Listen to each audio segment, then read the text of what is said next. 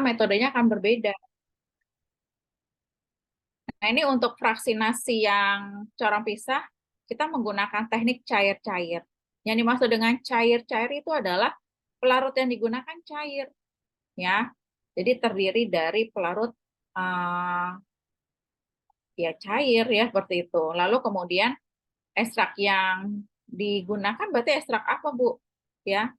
Ya bisa ekstrak kental, bisa ekstrak kering juga, ya. Lalu kemudian menggunakan dua pelarut yang tidak saling bercampur minimal. Kemudian secara gradien, nah ini yang digunakan itu adalah pelarutnya harus polaritas rendah, ya, sampai ke polaritasnya tinggi. Harus berbeda nih. Jangan kamu gunakan etanol dengan air. Kenapa nggak boleh? Itu sama-sama polaritasnya tinggi, ya, sama-sama sifatnya polar. Sehingga nanti untuk metabolit sekunder yang sifatnya non polar, dia akan bisa dipisahkan, ya, gitu. Kemudian kelebihan dan kelemahannya, ini kalau yang metode corong pisah menggunakan pelarut lebih sedikit dan waktu fraksinasi yang relatif cepat. Ya, karena kita lakukan secara manual, ya. Lalu kemudian kelemahannya tidak dapat mengekstraksi senyawa polar yang dapat bercampur dengan air. Nah, itu kelemahannya. Nah, ini adalah daftar dari pelarut dan juga polaritinya. Nah, ini teman-teman bisa lihat nih, bisa memilih, ya. Ini contohnya N-heksan. Nah, dia yang sangat tidak polar. Berarti kalau ada metabolit sekunder yang dia nggak polar, non-polar, bisa kamu gunakan heksan. Bisa juga di sini ada petroleum ether, ada diethyl ether.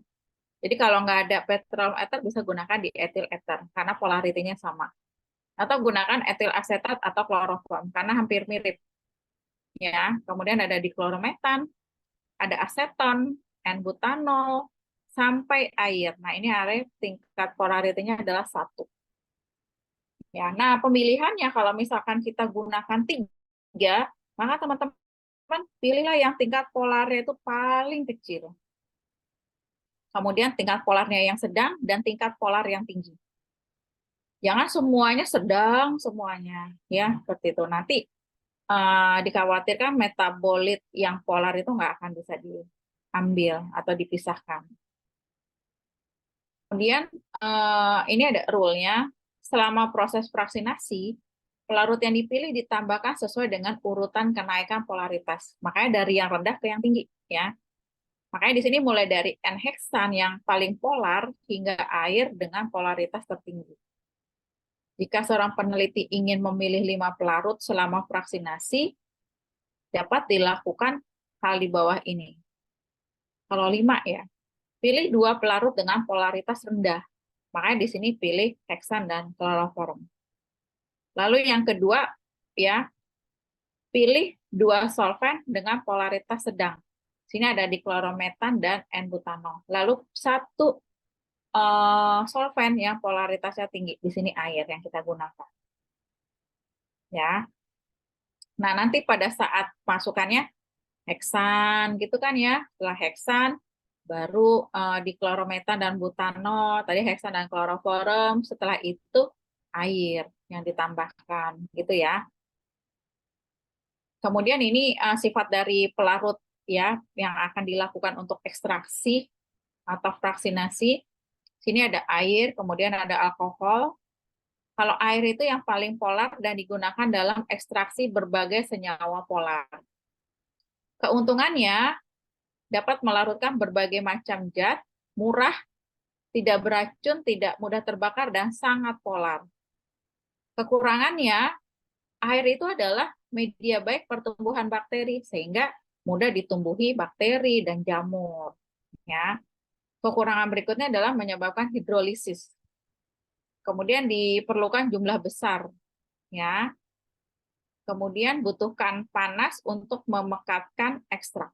Yang kemarin kamu sudah lakukan ya, betapa ininya ya, untuk memekatkan ekstrak itu butuh waktu, effort juga ya.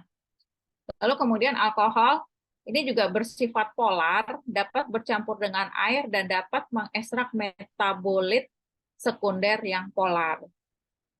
Keuntungannya bersifat pengawet, ya.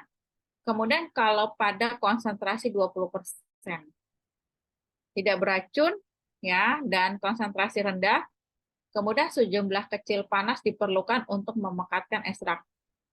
Ya kalau didiamkan aja kan alkohol mudah menguap ya gitu. Itu keuntungannya. Kerugiannya bagaimana? Itu tidak melarutkan lemak karena dia sifatnya polar, tidak melarutkan gom dan wax. Lalu mudah terbakar dan mudah menguap. Itu kekurangannya. Lalu yang ketiga ini ada kloroform, yang keempat ada ether. Kalau kloroform ini adalah pelarut nonpolar berguna untuk ekstraksi senyawa. Senyawa apa? Yaitu terpenoid, flavonoid, lemak, dan minyak. Ya, jadi kalau memang diduga di dalam simplisa itu ada misalkan minyak lemak, maka kamu bisa menggunakan kloroform. Ya, karena kloroform bisa menarik minyak. Keuntungannya tidak berwarna, berbau manis, dan larut dalam alkohol. Kemudian dapat diserap dan dimetabolisme dengan baik di dalam tubuh. Kekurangannya bersifat penenang, tadi saya katakan. Jadi jangan sembarangan ya pada saat ekstraksi atau fraksinasi dengan menggunakan kloroform dan ether. Karena kalau kamu sudah terhirup, ya nanti bisa nggak sadarkan diri. Kemudian juga sifatnya karsinogenik, ya ini juga diperhatikan ya berbahaya. Jangan sampai terpapar. Kemudian ether ini adalah pelarut nonpolar dan berguna untuk ekstraksi senyawa seperti alkaloid, terpenoid, kumarin, dan asam lemak. Keuntungannya dapat larut dengan air, kemudian memiliki titik didih rendah. Artinya tuh untuk menguapkan ether tuh nggak perlu kita sampai suhunya 90, 100, ya nggak perlu. Ya di bawah 50 dia menguap ya karena seperti etanol dia mudah menguap ya. Lalu kemudian tidak berasa, kemudian merupakan senyawa yang sangat stabil dan tidak bereaksi dengan asam, basa, dan logam. Ether ini juga bagus ya, dia sebagai penarik untuk senyawa atau metabolit sekunder yang nonpolar. Kekurangannya sifatnya mudah menguap dan mudah terbakar. Kemudian terakhir ini adalah cairan ionik atau pelarut hijau. Ini adalah pelarut ekstrak yang unik dan sangat polar serta sangat stabil terhadap panas. Wah, kalau stabil terhadap panas berarti susah ya untuk dihilangkan.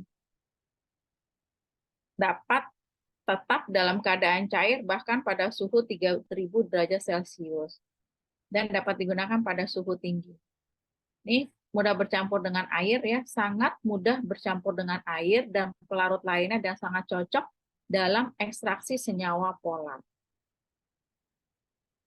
Ya, ini keuntungannya, pelarut yang sangat baik dan mentransmisikan gelombang mikro, cocok untuk ekstraksi dengan bantuan gelombang mikro, tidak mudah terbakar, dan berguna untuk ekstraksi cair-cair, berarti dengan corong pisah bisa ya, dan sangat polar. Kerugiannya tidak ideal untuk pembuatan tinktur, ya nggak cocok untuk tinktur. Ngomong-ngomong, tahu kan sediaan tinktur?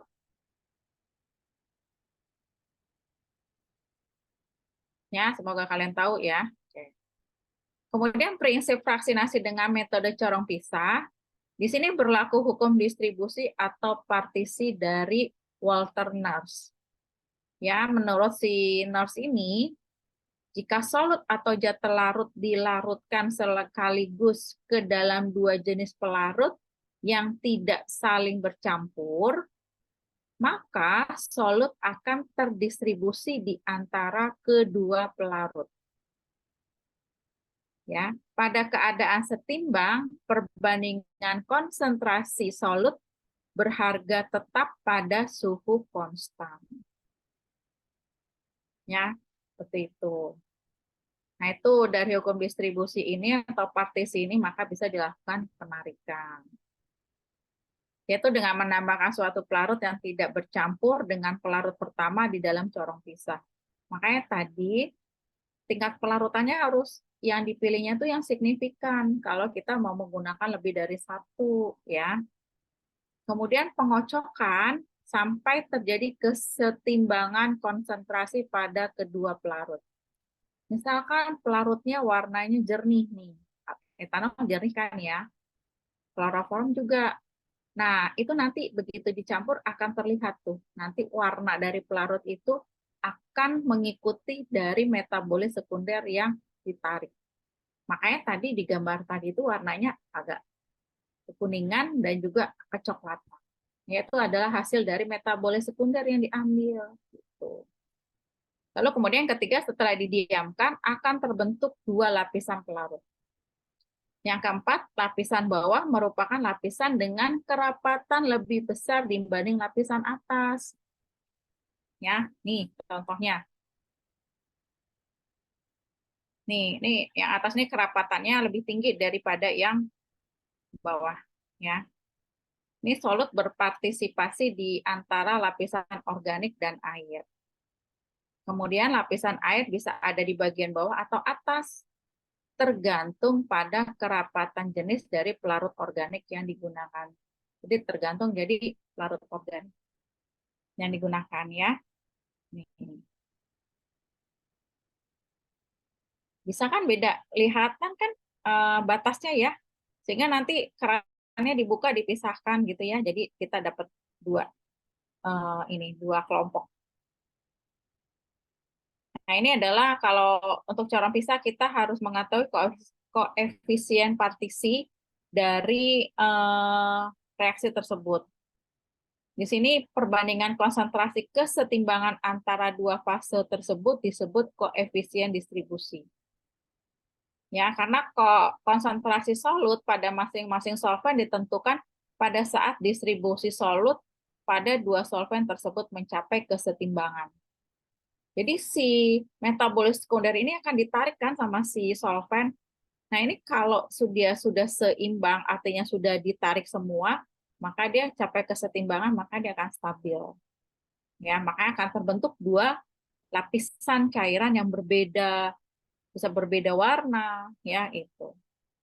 Dan ini adalah rumusnya, koefisien distribusi adalah A organik dibagi A air. Ya. Nah, ini harus diperhatikan ya pada fraksinasi dengan corong pisah. Di sini ada 8 ya atau 9 hal. Ya, ada 8 ya.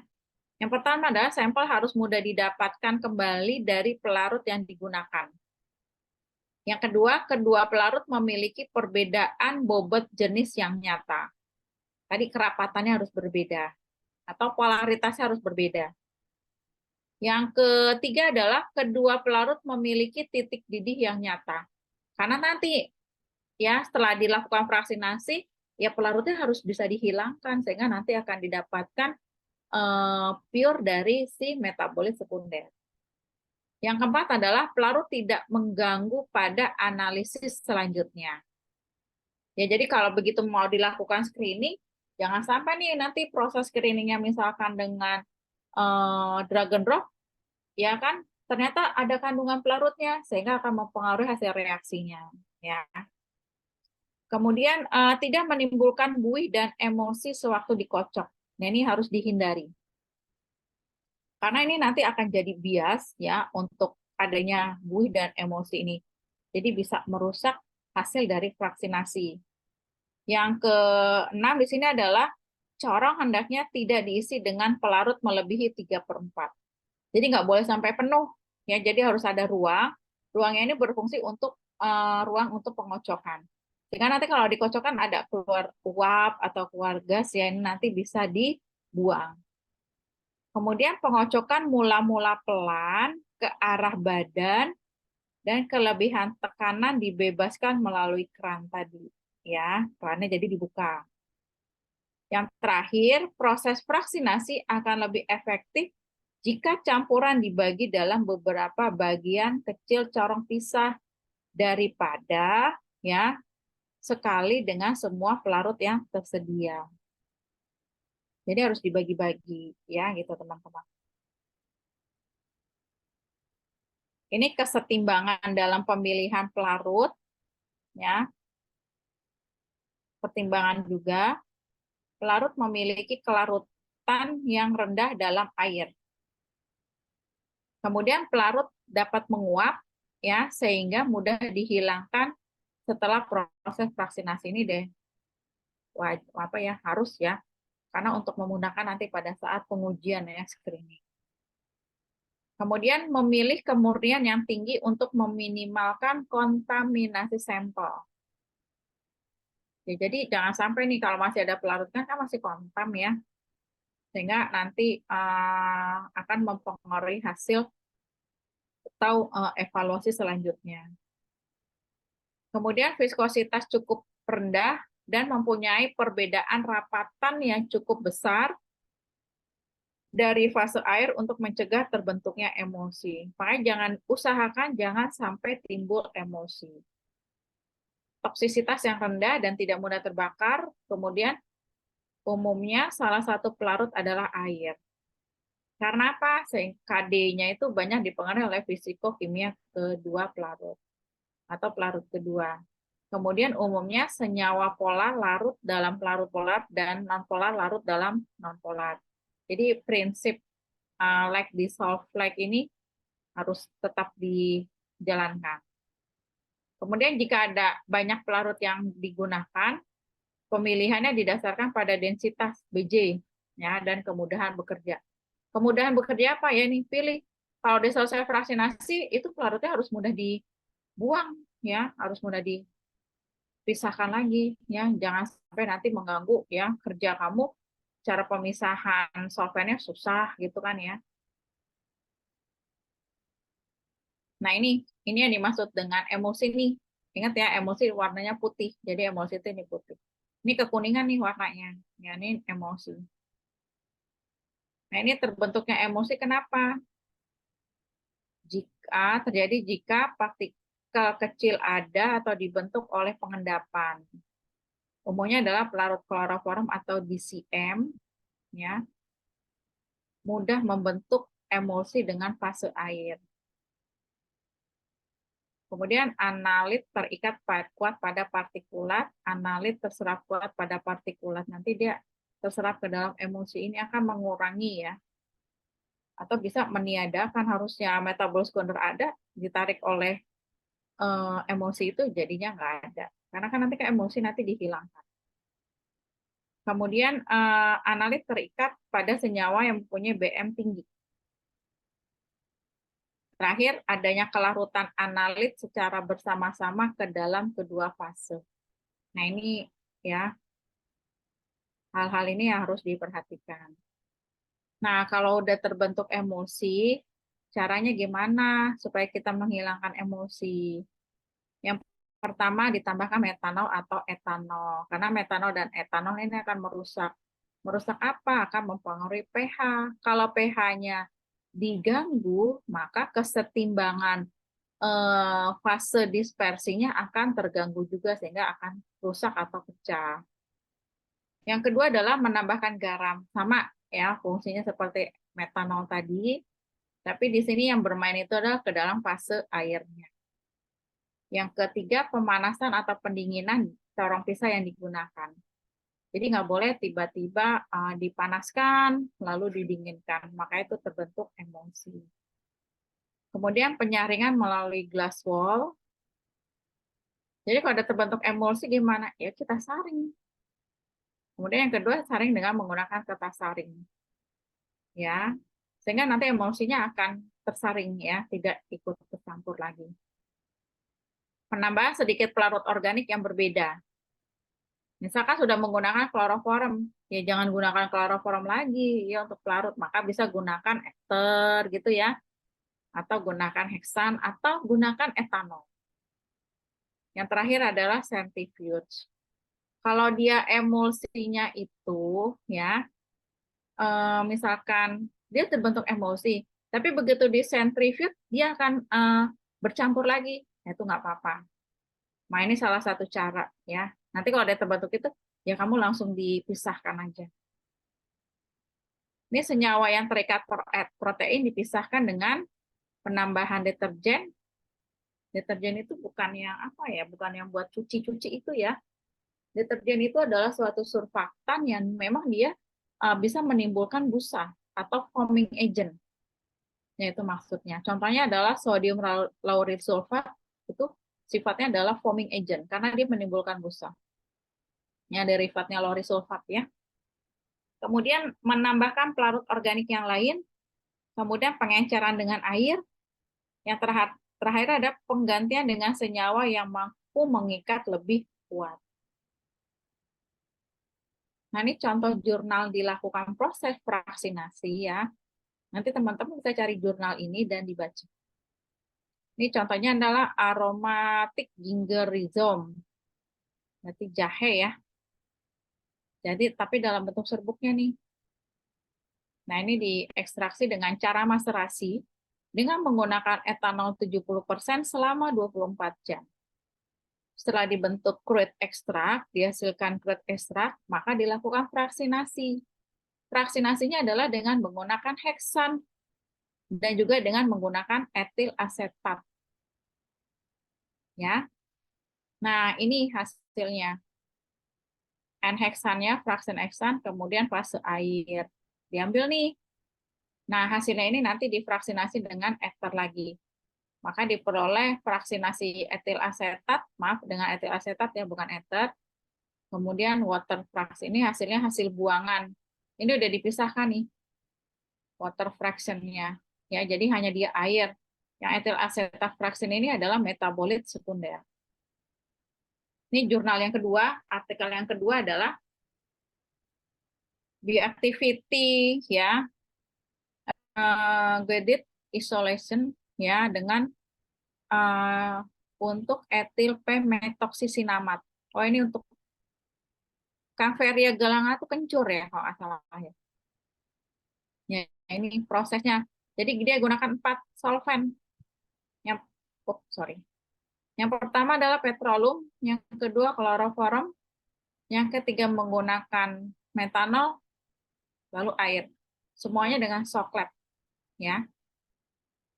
Nah, ini dihasilkan N-heksan, kemudian residunya ya ini heksan ditambah kloroform 1:1, jadi residu, kemudian ini kloroform ya. Kemudian heksan dan kloroform perbandingan 1:3, residu, dan ini kloroform yang dibuang, dipisahkan ya. Oke. Ya, sampai sini ada yang mau ditanyakan untuk fraksinasi?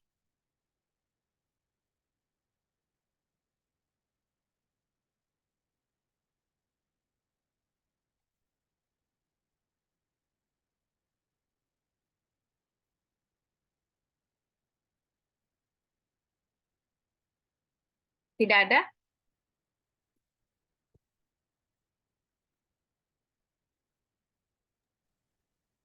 Belum ada, Bu.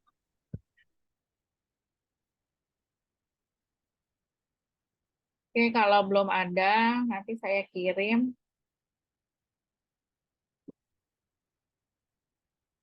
Yang biasa WA saya siapa ya?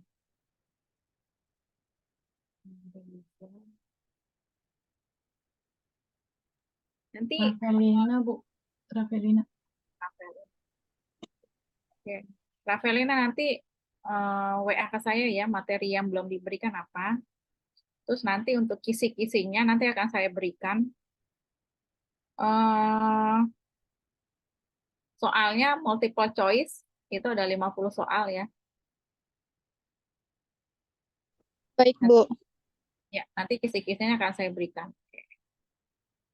Oke, saya buka presensinya dulu.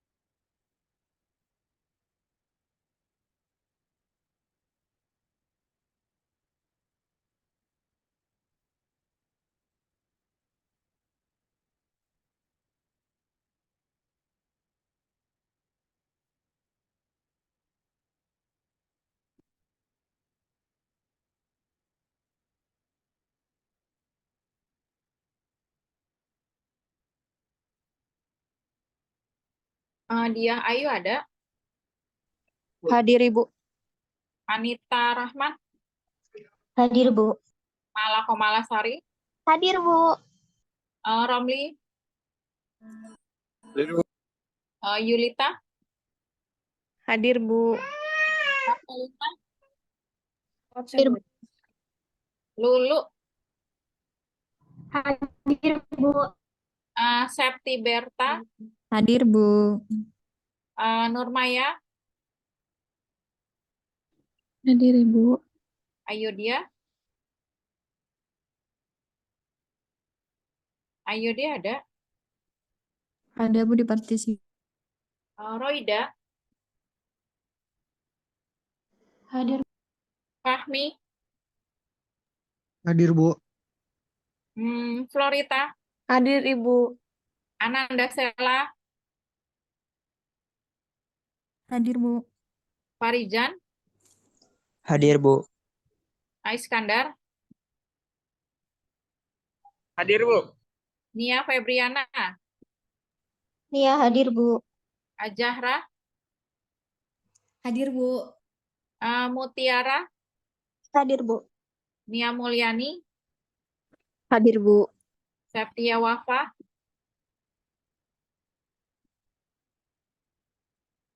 Indah Oktavia, Hadir Bu. Fatimah, Hadir Bu. Teguh, Hadir Bu. Siti Askia, Hadir Bu.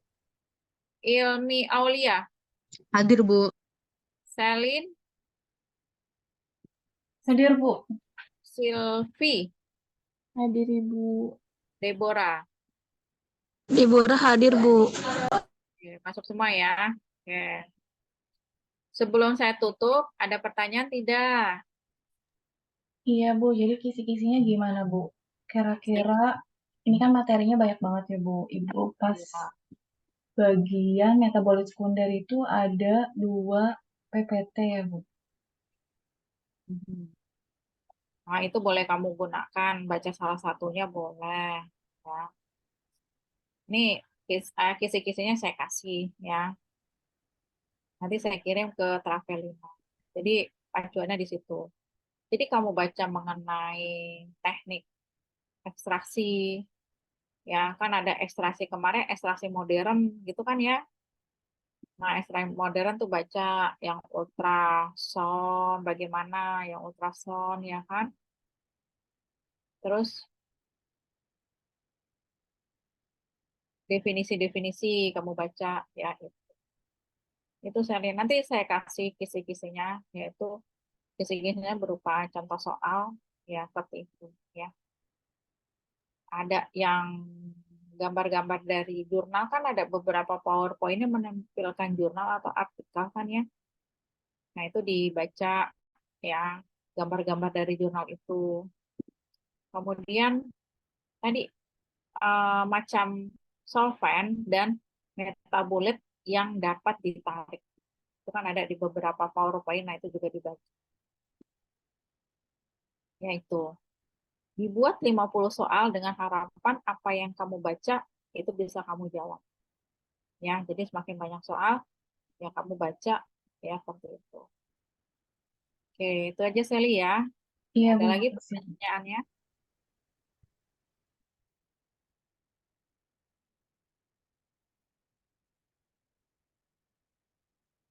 Kalau tidak ada, kalau nggak salah hari hari Rabu ya ujiannya ya. Betul Bu, di jadwal hari Rabu. Oke, jadi ya, dipelajari ya.